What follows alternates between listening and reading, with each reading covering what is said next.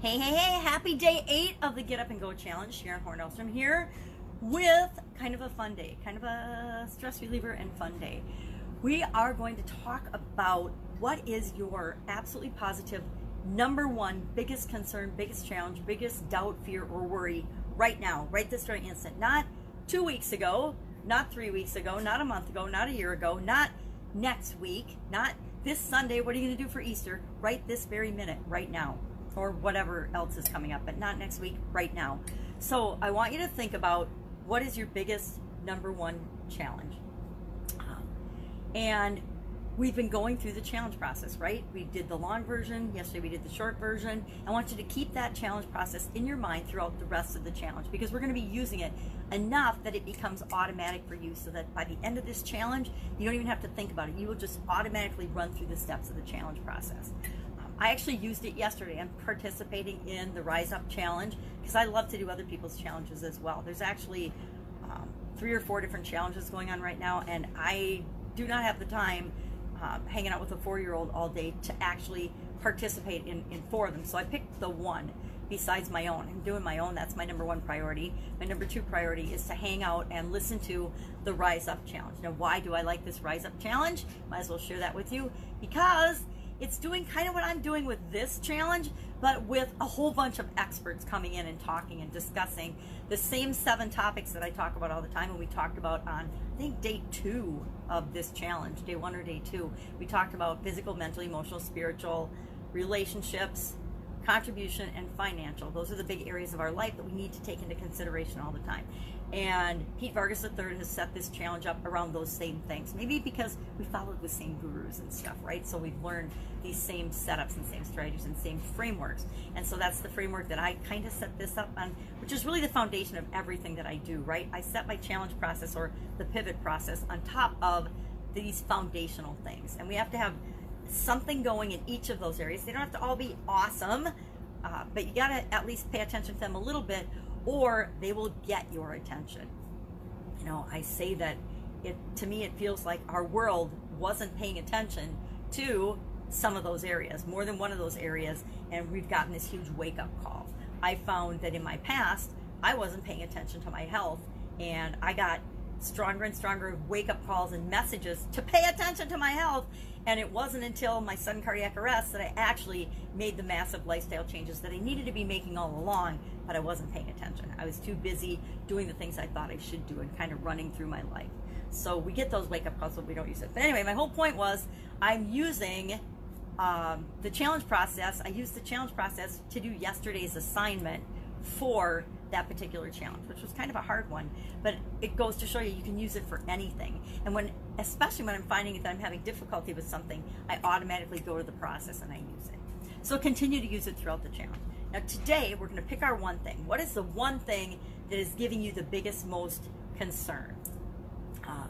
My personal one would be movement and motion and activity and physical activity. I positively know I'm not getting outside enough. I'm not getting enough activity. I'm not moving around enough. I'm not doing enough physical activity, and I need to get moving on that. I've got pretty much the other bases covered that I feel I have a certain level of confidence in each of those areas. So for me personally, I need to get my rear in gear and get moving. But what is the one thing for you? Maybe it is that you don't have enough toilet paper. Maybe it is that you can't get hand sanitizer. You have soap and water and bleach or anything like that. Think of things that you can substitute, but that doesn't matter. What is the number one thing, the number one concern? Maybe it's that you have no income coming in and no credit and no money, and what are you going to do, because you still need to be able to eat and live for the next month or however long this is going to last. What are some things that you can do? What can you do right now? Whatever your biggest concern is, I want you to write that down on a piece of paper, and then we're going to do a little exercise just kind of I still have not turned off that alarm, and how many days in a row has it gone off? Like every day. It's to remind me to get moving because my granddaughter will be here soon. So we're going to do an exercise from the Don't Sweat the Small Stuff workbook from Richard Carlson, because I think it's a really good one, and I love most of the exercises in this book. A lot of them I've done in other contexts. That's why it's a great reference book and a great one to grab. But we're going to do the exercise, I need my magnifying glass, on page 59 and 60, called Seek First to Understand. I kind of wanted to do one called Life Isn't, Everything Isn't an Emergency, but we'll save that one for comic relief down the challenge, because it is a really good one for gaining perspective, especially since everything in it is things that we used to worry and fret and think of as emergencies. And now after COVID-19, I think that we'll actually have different answers. So I'm looking forward to doing it a little bit down the challenge, because I think that my perspective and my response to many of those things that used to tip me over will be totally different. But we're going to do the Seek First to Understand exercise. I will take a picture of it and put it in the comments underneath this video. But it's just to give us a little more perspective and a little more understanding of things outside of ourselves. And how understanding are we, right? Sometimes I think that I'm really understanding and open-minded, and then I'll get slapped in the face with, I can't believe you just said that, Mom, or I can't believe you just said that, Sharon.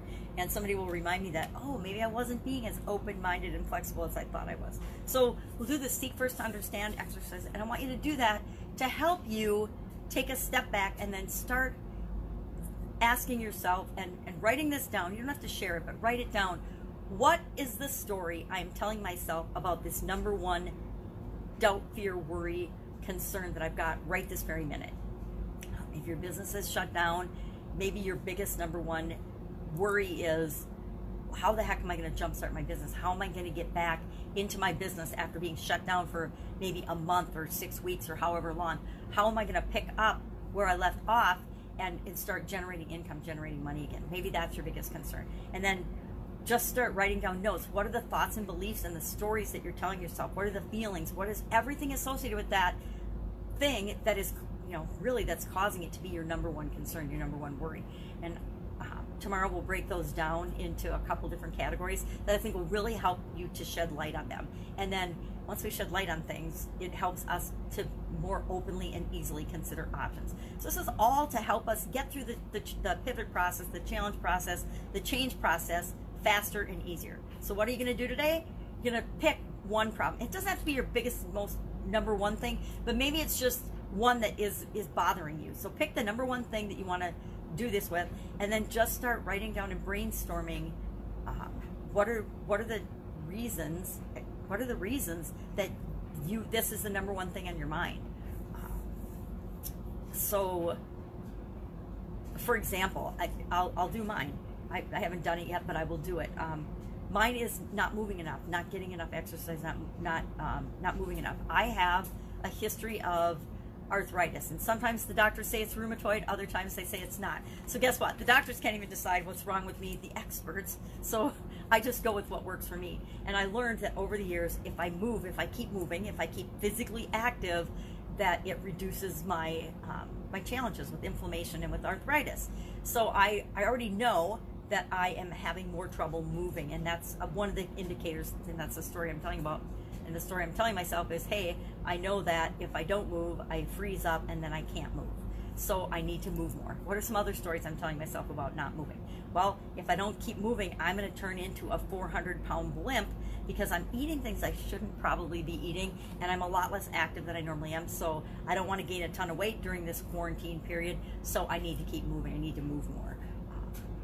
So you want to just brainstorm out a whole list of the things, just the thoughts and feelings that pop into your head when you think about this thing that you're concerned about. So mine, I'll sit down today just like you, and I will put on the top of the list, I'm going to probably put get your rear in gear or get your ass moving, something like that on the top of my sheet. And I'm going to write down all the things that pop into my mind about that, and then we'll deal with those tomorrow. So just in the comments below, just write done when you've actually done this activity. You don't have to share it.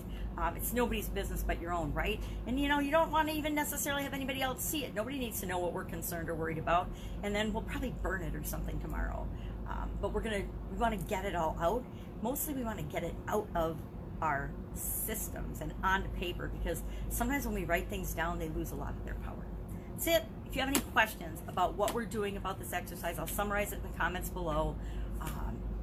Let me know. Just hit me up. Otherwise, if you have any overall questions about anything we've talked about so far or anything we've done, the challenge process, the change process, the pivot process, whatever you're calling it or want to call it, ask in the comments below, because I'm here to help. And then we'll decide when do we need to set up a Q&A, a live Q&A, and we'll do a live Q&A session in addition to this, just so that we can interact, we can do, make sure you get your questions answered. That's it. Have a fantastic day. I will, of course, be with you tomorrow. Bye.